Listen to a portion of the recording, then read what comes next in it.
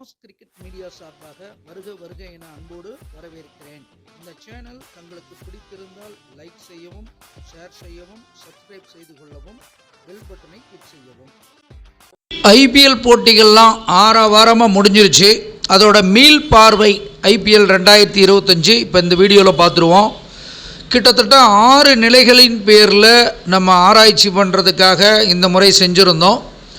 கடந்த முறைகளை விட இந்த முறை லீக் போட்டியில் கொஞ்சம் குறைஞ்சிருந்தாலும் கூட நாம் கணித்த ஆர்சிபி அணி கோப்பையை வெற்றி பெற்றது ரொம்ப மனதுக்கு மகிழ்ச்சியாக இருந்தது.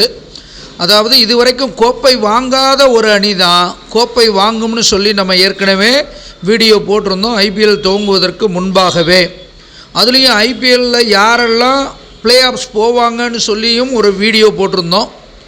விராட் கோலி அவருடைய சொந்த சாதனையை சிறப்பாக பண்ணிட்டார்.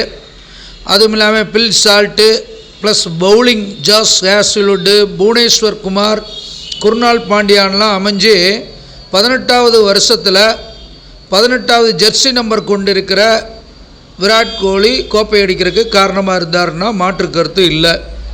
வெற்றி விழாவும் கொண்டாடினாங்க. சிறப்பாக இருந்தாலுமே 13 பேர் இறந்தது துக்க சம்பவமாக போயிடுச்சு. இருந்த போதிலும் அளவிற்கு அதிகமாகவும் விளையாட்டை கொண்டாடக்கூடாதுங்கிறதுக்கு அது ஒரு உதாரணமாக இருந்தது. இருந்த போதிலும் இதுவரை கோப்பையே வெல்லாத அந்த வெறி அந்த எல்லாத்துக்கும் இருந்தது உண்மைதான். அதனால தான் ஆர்சிபி ரசிகர்கள்லாம் அதிகப்படியான ரசிகர்கள் ரொம்ப பொங்கியிருக்காங்கங்கிறதுல மாற்று கருத்து இல்லை. இருந்த போதிலும் அவங்க அனுபவிச்சுட்டு போகிறாங்க.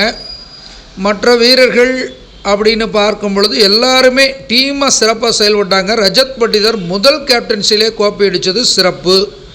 ஓகே, அடுத்தபடியாக நம்மளுடைய ஐபிஎல் 2025 கடந்த காலத்தில் கணிப்புலாம் ஒரு அலசல் பண்ணிவிடுவோம்.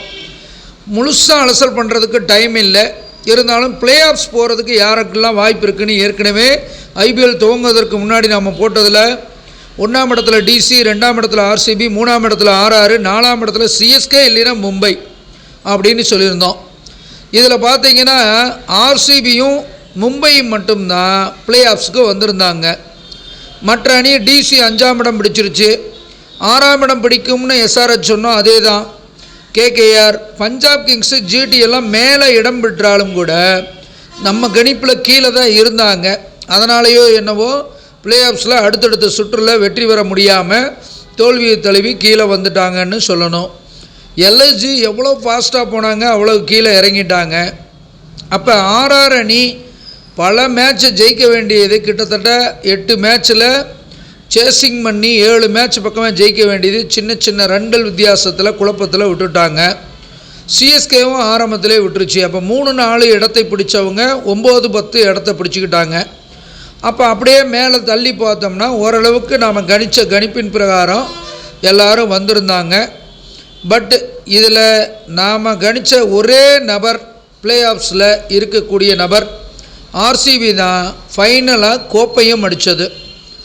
அப்போ ஆர்சிபியை தவிர பிளே ஆஃப்ஸில் இருக்க அணிகள்லாம் ஒவ்வொன்றா தோக்க ஆர்சிபி மட்டும்தான் மிச்சம் இருந்தது ஃபைனல் போட்டியில். ஆர்சிபியாக பஞ்சாபான்னு பார்க்கும்போது நம்மளுடைய கணிப்பில் பஞ்சாப் கீழே வந்துட்டதுனால ஆர்சிபி தான் வெற்றி பெறும்னு நாம் சொல்லியிருந்தோம். கிட்டத்தட்ட வேர்ட் ஆஃப் மவுத்தாக நமக்கு தெரிஞ்ச நண்பர்கள்ட்ட பல பேர்கிட்ட சொல்லியிருந்தேன்.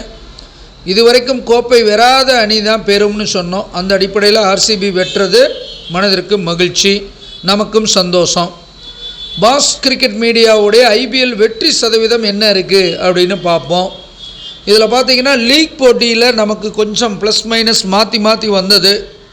ஏன்னா நம்ம இதுக்கு முன்னாடி 2 மெத்தடில் பண்ணுவோம், இப்போ 6 மெத்தடில் பண்ணதுனால அப்படி இருந்தது. இருந்தாலும் ஆராய்ச்சிக்கு பயன்பட்டது.